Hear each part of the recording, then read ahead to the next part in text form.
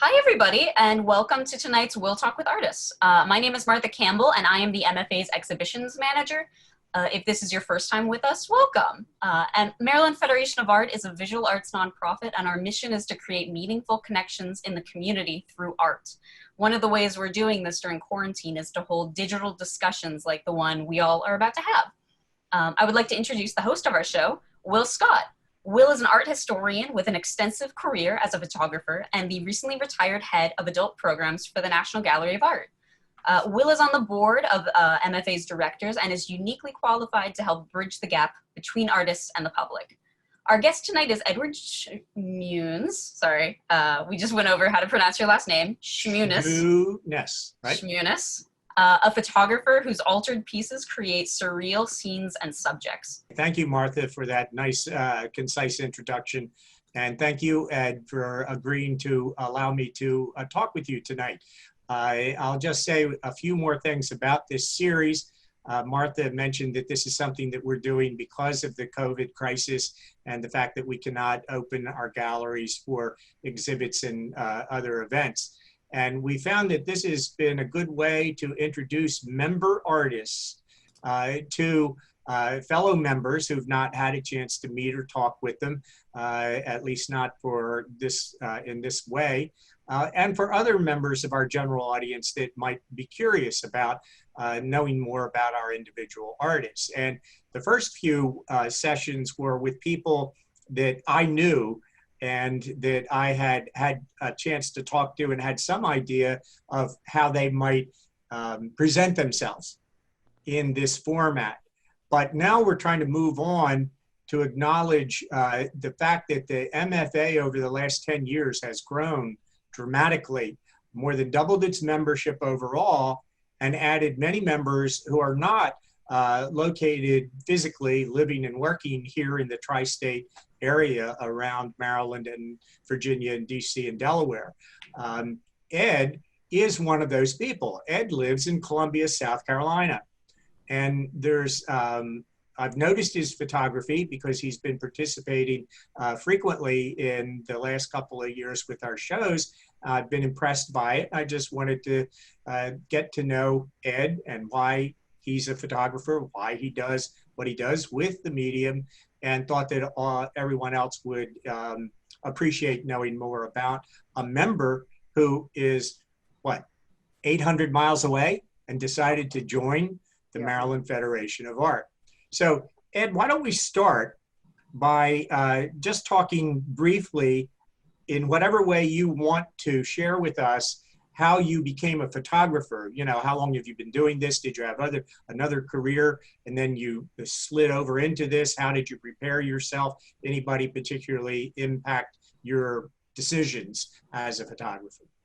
Those kinds of things. Sure, I understand. Well, I suppose my interest in art in general, because photography sort of fits into that. You know, I've been doodling since I was a child, and I would scribble a doodle and try to make something out of it that was mine. I would try to make something out of doodles. And I enjoyed it as a challenge. And I've never had any formal art in training, but I've painted, and I love the fact that photography can give me a quick start. It would be like a doodle. I use photography to give me a springboard into an image, and then I'll see what I can do with that image to put some of me in it and to make that image mine or take it somewhere else. Sometimes the photograph is the end point, but mainly I use it as a starting point to make something that reflects me and somewhere else. And is it fair to say that you were then self-taught, that you've never really had any formal studio training? That's true. I once signed up for a local photographer here in Columbia was putting on a series of classes. I took 3 and had to stop because he was telling me how to make a photograph. And of course, how to make the photograph was his way of making it. I mean, and when I run up into anything that's anyone is giving me rules, I want to go the other direction as fast as I can. Not Have that you always been a digital photographer, or have no, no? actually, one of the first pieces we'll be talking about was no, I was a film photographer. You know, I was a dermatologist in another life. And when we bought, the first time I started taking film cameras, when we bought them as a perk of being a dermatologist as a sort of tax write-off. You know, Yeah, we used them in the clinic, but I used them sure. on trips. And that's how I actually went to Charleston and took some photographs and showed them to a history of a person who teaches photography at a university. And he looked at them and he said, you know, these are good. You need to do this. And so I started, and I owe him a lot of my motivation and credibility for myself to do it. Yeah. Okay. Well, that's very interesting, because not many people come to whatever art they're able to be successful in, and you are successful with your photography without any kind of formal training at all. And in some ways, I think, because I've had a lot of formal training, not in photography, but in art, that's freeing, and it's a liberating thing. And I'd like to pursue what you said about doodling and your photography being a springboard. Martha, could we have the first image? Yep. And then Ed, if you could talk to how this image takes photography as the springboard. I think isn't that the second image? Oh, it's not. Oh, okay. No, this is good. This isn't the one that I was visualizing, but it's good. It's Okay. good. So run with that. Well, this goes back to film photography. And this is 3 different photographs that I actually scotch taped the backs together to do what we now can do in Photoshop by making 3 different panels and putting it on a window. But this goes back to the time that I was doing that kind of assemblage and then scanning it in and making a format like 3 panels. And sometimes I would add Marshall dyes, not Marshall transparent oils, but dyes after I made the piece printed on shiny paper by a color printer, and then that would bring out colors. You could always make them darker, but you couldn't make them lighter. But this in terms of a springboard, I had 3 different pictures in front of me, and I would arrange them to see with cropping tools what I could make or how they could work together if I thought they could work together. So these images I thought could work together. For me, I wanted this image to be a provocative image. So so it didn't stop with just a picture of the universality of man as you see in this little red figure of the man. That was any man.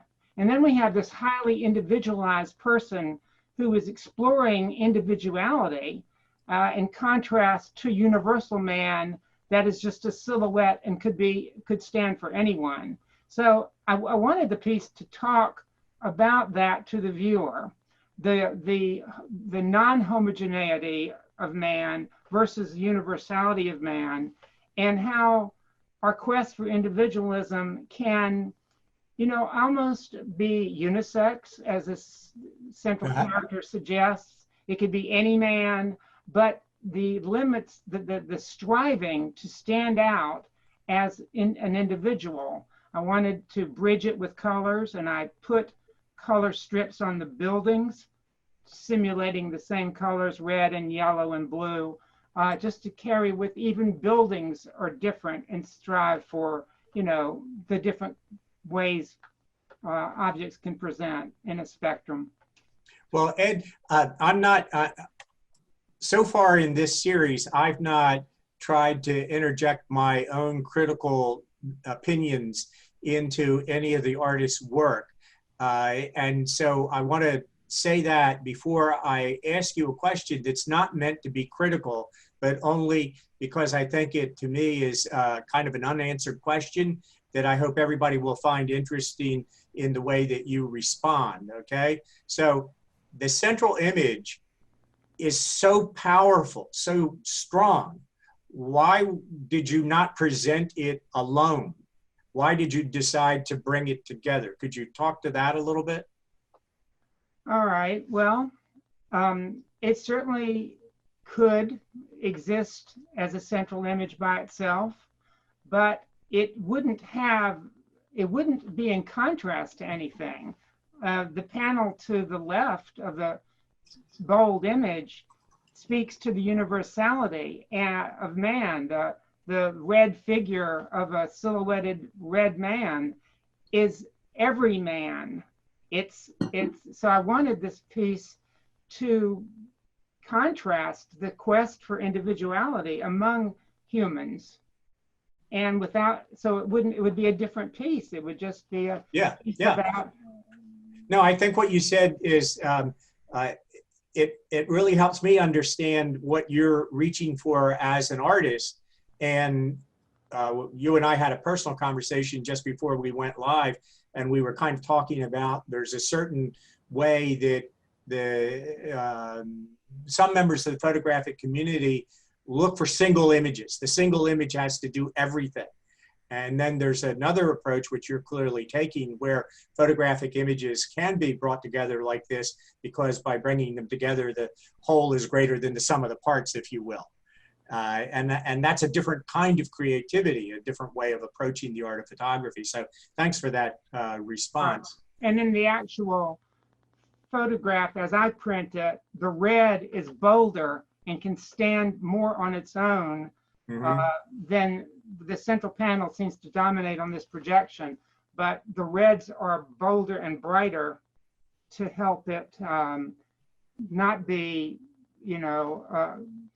not to have the central focus be this white against dark, which of course is an attractant. So, actually in some printings of it, the red, the arrows and the man stand out more and can balance out some of that boldness. Do you do all of your printing and manipulation yourself, or do you allow other people to help you with that? No, I do it all myself. I do my own padding, my own framing. Let me ask you a little bit and tell me if I'm being fair or accurate. So do you think of photography as a way to communicate important ideas, emotions, or events to other people? I don't single photography out from art. I think art, of course, art does that, and photography is part of the art.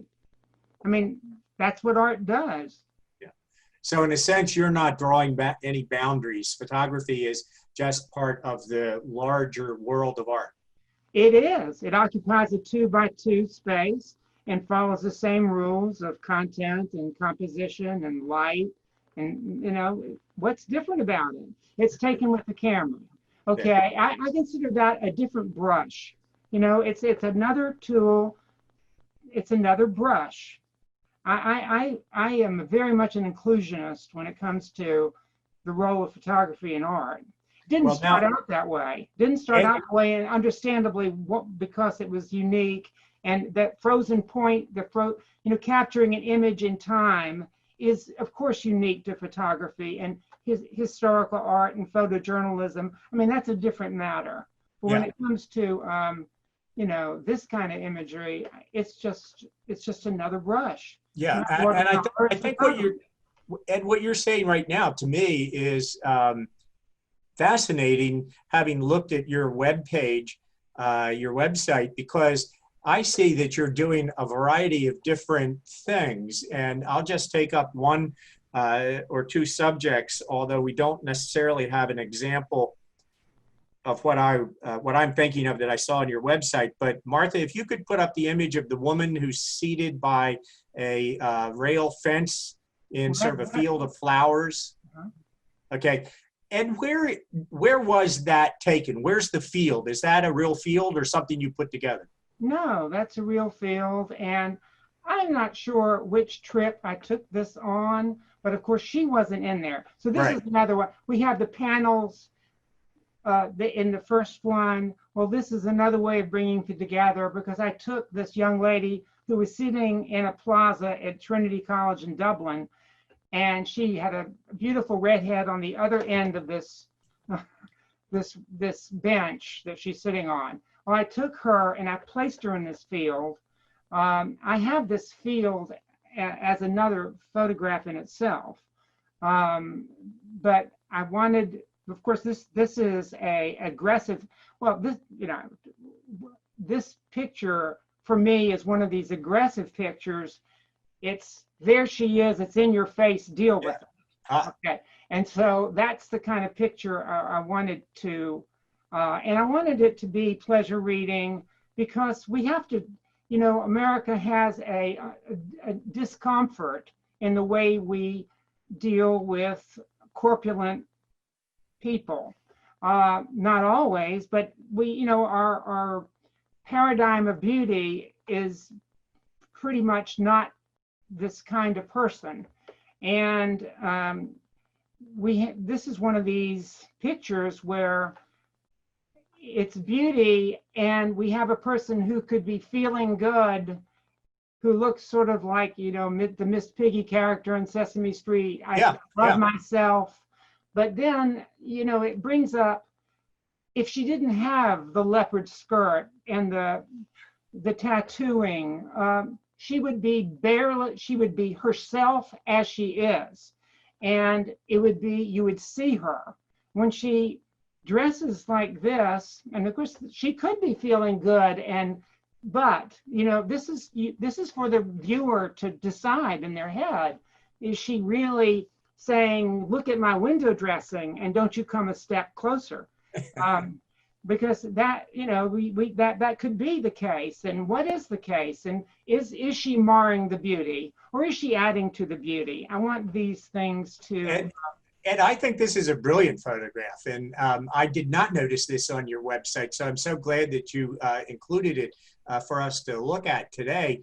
And let me take a little spin towards some of the things I did notice on your website, because one of the things for the audience that helped me choose Ed is knowing that he lived in South Carolina and seeing that one of his portfolios were images of the Low Country. If you're familiar with South Carolina, there's this sort of division in the way even people in the state think about themselves. There's the Low Country and there's the Piedmont, and they're kind of different. It's like Western Maryland and Baltimore to some degree. That's just a very broad thing. So Ed, you have a portfolio of images of marshes and sort of landscapes like this one, minus the figure. Now, what are you trying to do with those sorts of more conventional images of natural beauty? Well, I try to capture them, and still, I always try, and we won't have them to look at, but, first of all, I'm in galleries that I'm in one in Charleston that caters to Charleston. I have a portfolio of Charleston, and they Mitchell Hill Gallery has the diversified portfolios of people. And one of the things is they do offer some Charleston art. And so I try to, I try to make the Charleston not typical Charleston. I try to always find something that's engaging and fresh about anything I take. I try for that. Well, Ed, I like that. That's very much the way I approach my photography. There are some things that you might look at and that I do that people might say that's pretty, it's attractive, but it's conventional. But then there are other things that I do that are perhaps somewhat more like this, not like this in the same approach, but that I'm trying to make a point. I'm trying to show something that'll make people immediately think about an issue or topic that's of concern to me. Anyway, but back to you. You also have a portfolio about bicycles, and I don't want to dwell on this, but I'm an avid cyclist. In fact, if you can tell my face is a little red, it was because I was cycling for about 5 hours today and didn't put on enough sunscreen. So what is it about bicycles that attracted you? Because I don't think you're an avid cyclist. No, I'm not an avid cyclist, but as I mentioned to you, bicycles to me have a mystique. They can be easily drawn with the ink pen and almost look French. They have, by design, they are sort of funny, and they have, we can say a sine qua non, that they have a special. They're sleek and stylish, Ed. Just say sleek and stylish so I can pat myself on the back. Well, okay, they're sleek and stylish, and I do think they really do add to a scene. You look at a building and you walk by it. You put a bicycle in front of the building and you want to take a picture of it. So they add to it by their design. Well, Ed, I like the picture that is emerging of you as having these this very broad approach to the art of photography and the way that you can take different subjects and make a different kind of unique expression representing your own interests. But right now I want to talk about something that's a little more germane to the idea of the Will Talks, and that is you live in South Carolina, 800 miles away from us. So why did you decide to become a member of the Maryland Federation of Art and exhibit with us regularly? And then we'll wrap up by looking at that wonderful picture of the reclining woman. I don't want to leave without talking about that, but could you just briefly address this thing about your membership? Right. Well, there's a limit to the kinds of guilds and societies we have in our town. I belong to one that I love, but it's small, and I'm interested, like many artists, everyone wants the bluebird on their homework and the star on their page. I like to get, I like to get into national shows. I like to place, win an award in a national show. I like that. I think I've always I've been striving for that kind of approval. And so the quality, I'm familiar with, having entered a few shows. I was very impressed by looking at the work when you get the production of the whole gallery, production of the show. When you see the show online, you realize it really is good. The quality of the jurors is very important to me, and you have very good jurors. But I enter lots of shows. I must enter 50 a year that are art shows, in not just with the Maryland Federation of Art, but they are predictably a wonderful challenge, and I like the quality of the work that's entered and the jurors. Well, thank you for saying that, Ed, and that's what we are striving for. And I hope that that is the reason we've been growing our membership and adding members like yourself who are a little farther afield. So again, thanks for saying that. Now Martha, if we could go to that image. It's a woman who's sort of like reclining back. I can't quite tell whether she's on the bed or in a chair next to the bed. There you go.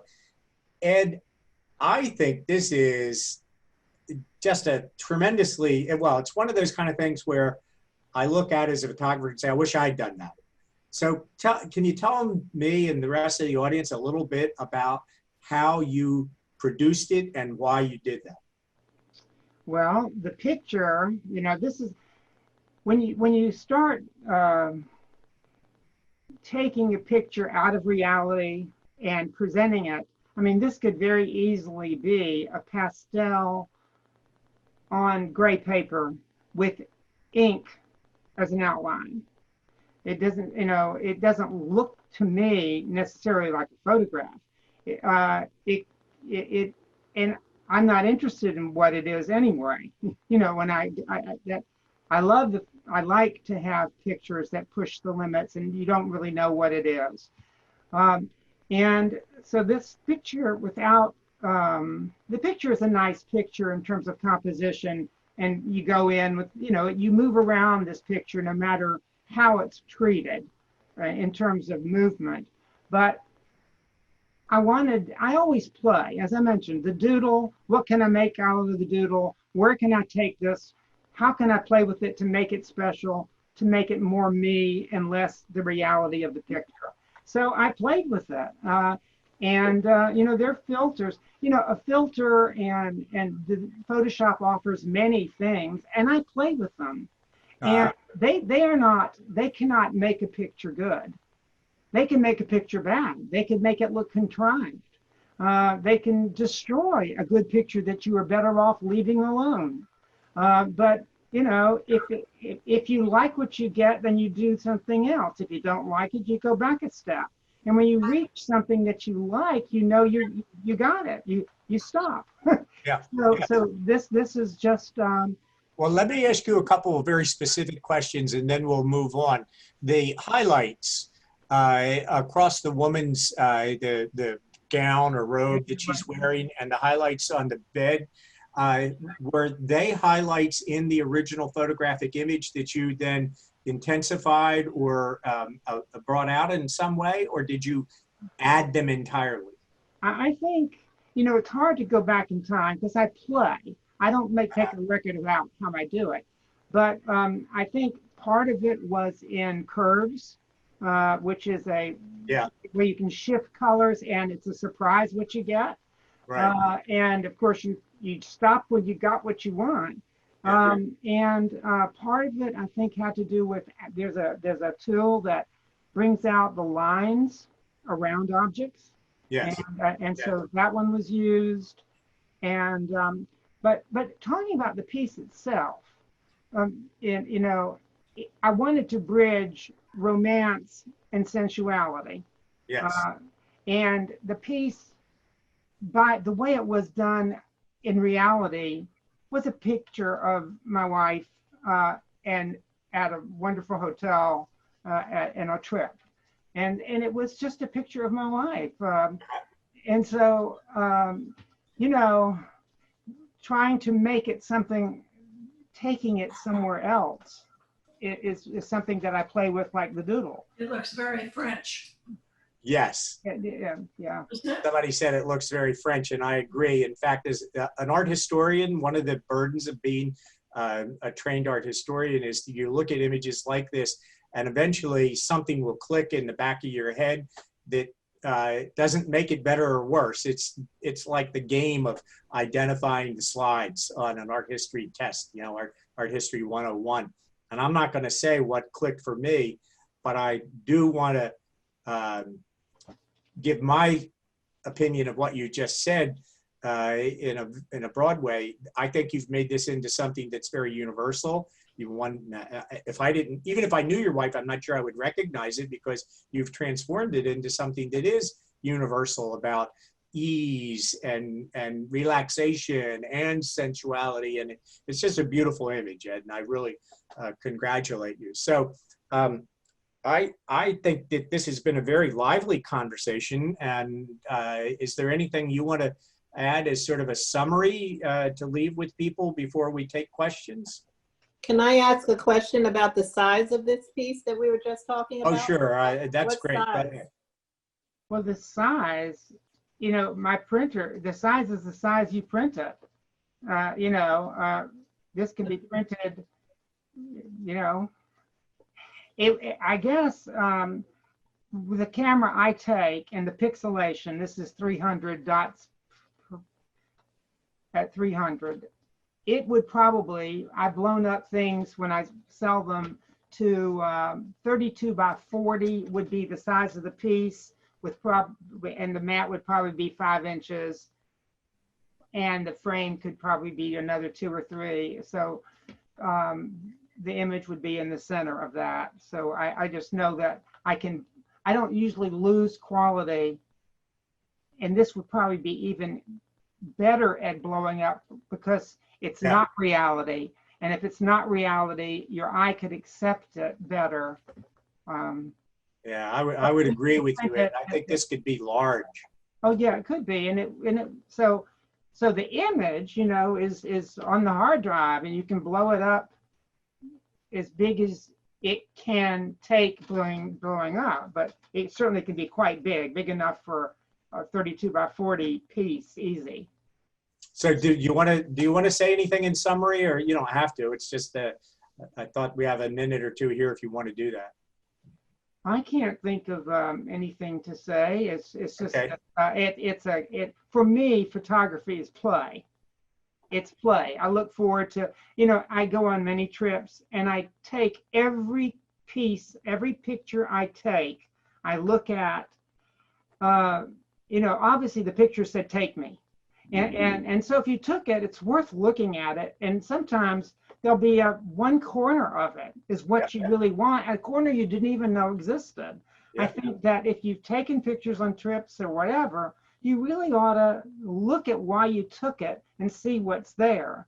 And sometimes you just need to go into the center of why you took it, and you can strengthen. It's just a matter of play and enjoyment. Well, Ed, I love that.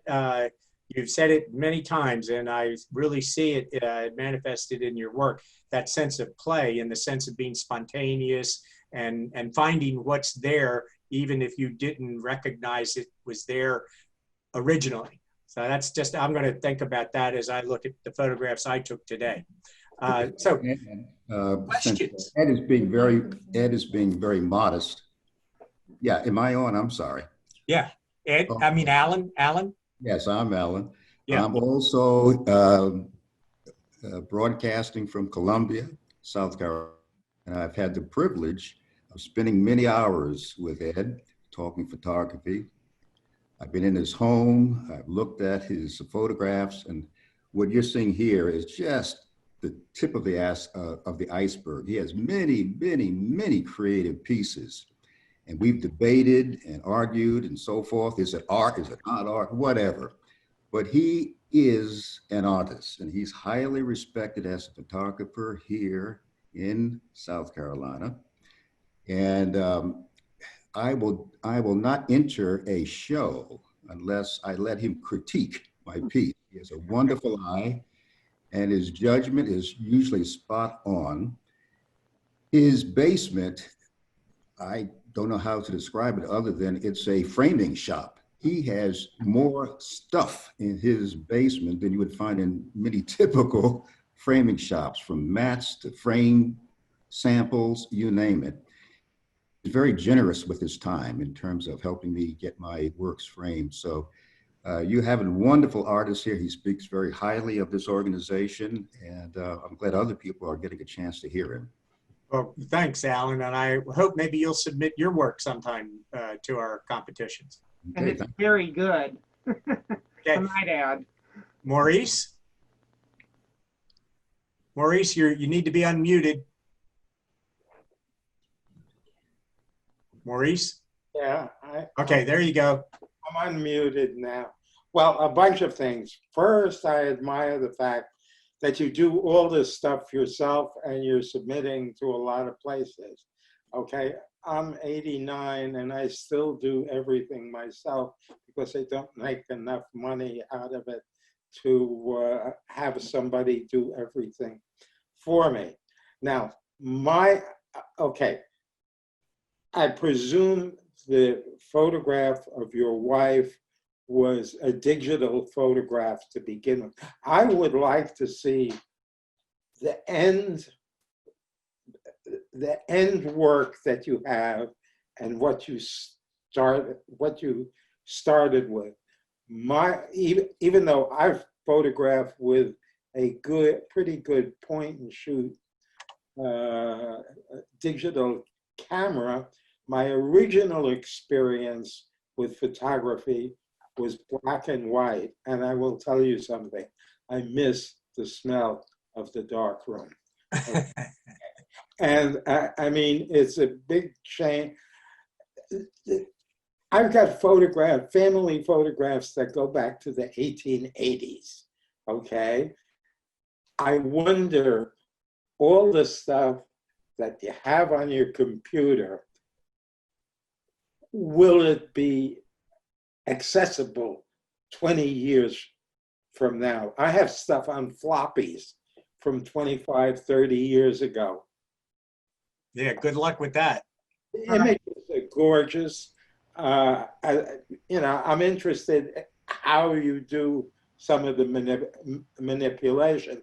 That is, the woman in the field, the photograph, you have pretty good depth of field there, okay? So I presume you're using a camera where you can adjust a good camera, or am I wrong? Okay. I'll stop because All right. it could go on. I am at the post-editing stage of when I do photography. I have a 35 millimeter Nikon camera. I could not tell you well how a camera works. I'm not interested in how a camera works. I'm interested in the image and taking it somewhere. So I mean, I'm not a technical person, I just want to. Of course, I have a good camera, and I try to hold it still or use a tripod, but I mainly just take it, and so that hopefully answers your question. But you must have some idea of depth of field. Well, actually, I don't care. I mean, I when I look in the focus, it's just I have a normal lens, a 35 millimeter lens, and I try to get it in focus. I'm not, I don't want to set it up. I'm not, obviously, I can tell whether the lighting is good or not. I don't want those umbrellas with the camera. That's the kind of photographer I'm not. Not to knock it. I don't do portraiture photography. Thank you. Maurice, I'm going to jump in here and say, I'm not just like Ed, but I have 3 or 4 pretty good cameras, high-end cameras, and I've started to shoot more and more on auto, which is supposed to be, oh, that means you're just a complete amateur. Well, I think I'm like Ed in this regard. It's not what the camera does that's important. It's the image that I make and what I do with that image that's important. I can explain how a camera works because I had to learn that as part of my art historical education. But Ed, I agree with you 100%. I don't care. I don't want to go to a meeting and learn about f-stops and depth of field and all of that, because I know I can make that happen, but that's not what's most important to me. I'm not working for a photo editor or something like that where that might have greater significance. Yeah, but it makes a big difference in that photo of the woman in the field. The fact that he's got good depth of field, pretty good depth of field. Yeah. So, I mean, if it's accidental, it doesn't make any difference. I quit, okay? Somebody else. Good question, Maurice. I think that was a good question. Thank you. Anybody else? I had a question, not really a question, but a comment. But one of the things that's frustrating to a lot of painters and artists in the non-photographic media is what size is that? And as Ed so eloquently put it, it can be small, it can be large. I've got images that I've done that have been 5 by 5 and then I've blown them up to 5 feet by 5 feet. And it's the same image and they have totally different feels for them. Mm-hmm. Some images look better when they're smaller in color. Others look better when they're larger in black and white. Depends on what you do with it. And I'm kind of the opposite of what you are, Ed. I'm more technical in the way that I use my camera. I do fiddle around with my f-stop and my ISO and my aperture, and I'm playing with it all the time. I like to compose in the camera. It saves me time in composing on the computer. And I do a lot of Photoshop. I probably spend 3 to 6 hours a day working on images. And I do a lot of what I call dumpster diving. I go back to an old image that I didn't discard, I didn't delete, it's there. And like you said, that one small little corner, and that becomes the image. And because I'm using a full format sensor, full frame sensor rather, I can really take that small little corner and blow it up and make it into a full size image. So a lot of it is the technical part you can't totally ignore, but I understand. No, you can't totally. I think Jack, I appreciate what you said about the full frame sensor, because once I got, I have 2 full frame sensor cameras now, and I think that gives me so much more. You've really said it, so much more you can do with one image. You got all that information. Maurice, as far as the depth of field goes, at every photographer who's been doing it for a while, you get a feel for what that is, and you know what's going to happen. You can also look in your images and get a sense of what's there. There's also something called stacking, and I'm not going to go into that, but there's a way in Photoshop of making the depth of field what you want it to be. Yeah. You can blow things out, make things sharper. It's a lot of stuff, and I'm a traditional darkroom trained guy. A lot of black and white. I did everything from palladium prints to. Okay, Jack, thanks for that question and that input. Does anybody else have questions for Ed? Julius? I have a question. I understand what you said earlier about liking to doodle and taking an image, the idea of it from the image itself.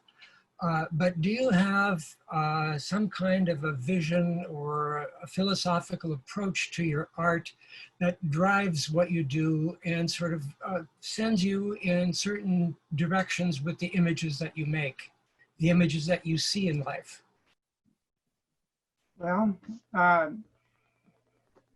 certain images that you capture, when you see them and they say, take me, you're dealing with something meaty, and sometimes you're taking something very pretty.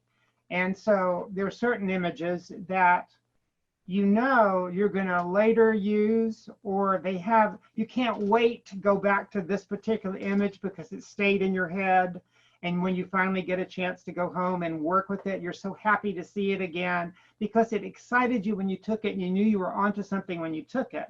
Then there are the pictures that you discover. And as you go along, sometimes this picture, you at night, I can see another picture, and in my head, I can say, boy, I wonder how those would look together and what they would lend to it. So it's a process.